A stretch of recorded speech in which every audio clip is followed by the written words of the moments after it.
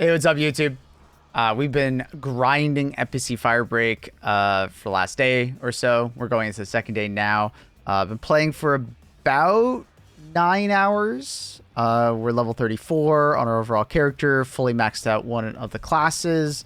We have finished the majority of progression inside the Warbond-like system, and now we are going through research and, we're already into the max difficulty missions, which is like the extreme, what was it called? Extreme difficulty plus full corruption modifiers. Gotta say, I like the game. It is a pleasant experience to play. I have been enjoying it. It gives you this like old school feel at times. It doesn't feel like a more modern horde corridor shooter like Darktide. Darktide felt newer to me. This game feels a little more like Left 4 Dead did back in the day, with a little bit more team play with like certain mechanics. You very much are like a maintenance worker, or just trying to solve an issue inside the oldest house, because this is the controlled universe. And you have like somewhat mundane tasks from time to time that don't always feel the most satisfying to do after like the 5th time to do them, I will say.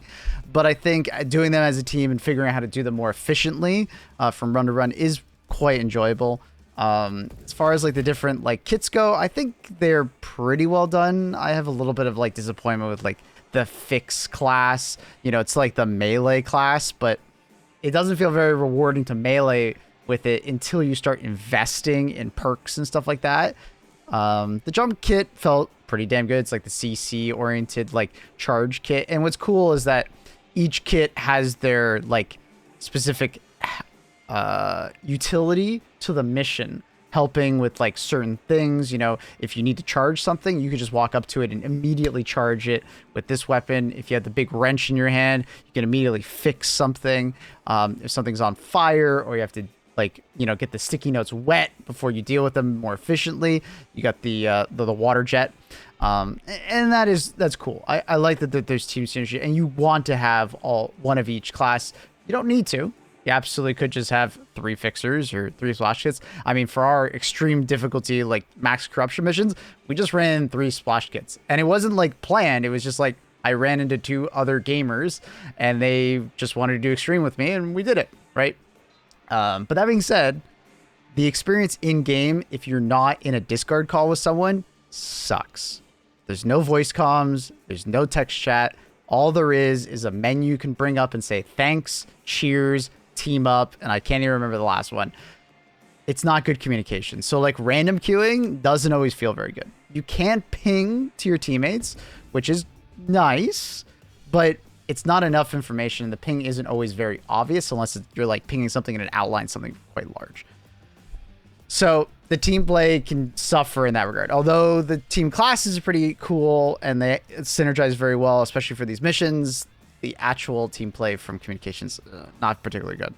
That being said, the loadout variety is quite lacking at the moment. I do like the perks, and I think there's some very interesting ones, and especially how they do them. You'll see in the top left, I've invested 2 out of the 3 of my shower thoughts to make it a stronger perk. But if I invest a 3rd, it then becomes a team buff, which is actually like really interesting. And it's like a pick 9 system, right? You get 9 slots and you get to then pick. Like if I wanted, I could just give my team 3 buffs, which is really interesting. I think that's like a really cool way to do perks. It's somewhat unique. And yeah, I genuinely can't wait to like make some builds out of it. But your weapon variety and your kit variety is like quite lacking. Like you can't really change how your crank operated fluid ejector, your humidifier, and your teapot really work. You can just kind of modify them a little bit with your perks, but that's it. Like you'll be able to do some stuff on how like you spread and maybe doing some like better damage with like certain rounds. The weapon variety is also kind of lacking. Like they have all the main archetypes, but once again, you can't really modify them other than increasing the reload speed, which is okay. But it does also feel quite lacking, because at least although they might not have like customization for every individual weapon, I would like to see more weapons with more variety if possible. Same with nades. There's only 3 types of nades. You got an epoxy grenade for like individually hitting one enemy, lots of damage. A shock grenade for applying a status effect and stunning, and then your very basic gunpowder HE grenade. We're gonna get into like the critique of just like, I feel like the game just doesn't have enough stuff in it. The content of the game seems like it's just gonna be the biggest downfall of this game at the moment. Like, I think the foundation, like I said, it was fun to do the tasks with my teammates. It can be a pretty good challenge at times to go through the hardest difficulties with the corruptions, and the world of Control is fantastic, but there's not enough stuff packed into it at the moment. I've been saying a lot on stream at the moment that I would like to see like just more content, which they say is coming. They said that within I think before the end of the year, there's supposed to be 2 big updates coming, including more jobs, because I haven't said that one yet. There's only 5 jobs at the moment. And the way that they do them is like the first time you do it, it's like 1/3 of the mission. Second time you do it, it's 2/3 of the mission. And the third time you do it, it's the full mission. And even the full mission is not particularly large. It's just kind of 3 individual sections, and then you just do the whole thing back to back, which is harder, but it feels kind of lacking. It's not as lengthy as like a Darktide mission to some extent. It's kind of like closer to like, I guess, like a 30-minute or mission. The variety of like tasks you do in each one is pretty good. I like that. even in the sense that they're just a different color palette, so it does feel like you're doing something different, but there's only 5. And that is kind of hurting it as far as variety. Also, you kind of sometimes feel like you need to do the same job multiple times because of the way the research system works. It's kind of like Helldivers in the sense that you have samples, and each mission has a particular sample tied to it that you need. You need to turn on corruptions and then do them. Luckily, once you start getting used to like the extreme difficulty and stuff like that, you get a lot of samples, so you might need to not do that mission multiple times, ruining the variety. But I'm like 10 hours in, and I would say I'm about the halfway mark of the grind.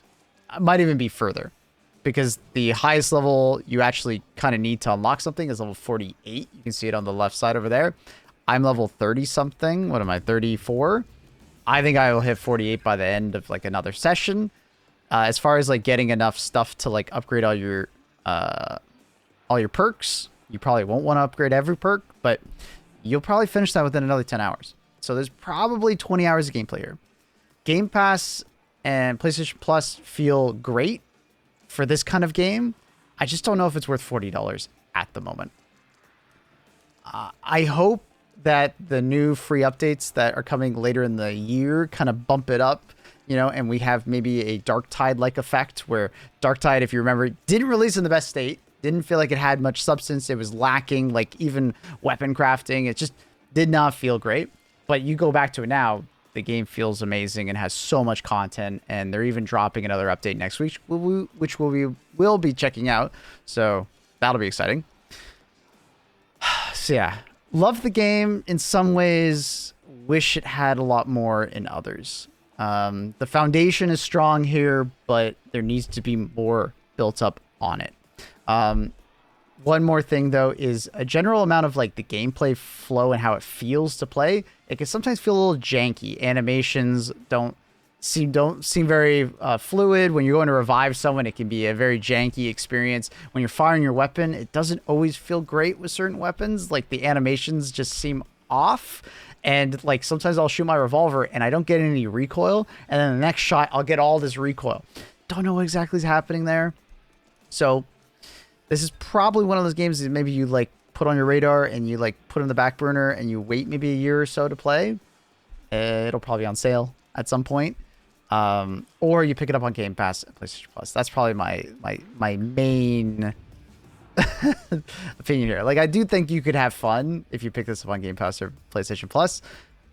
It's just, you know, paying $40 for this right now is kind of like investing into the future for this game, because I don't think you're going to get $40 worth of content at launch necessarily. You might if you absolutely love the Control universe, because it's very much the Control universe. The game looks stunning. The art is awesome.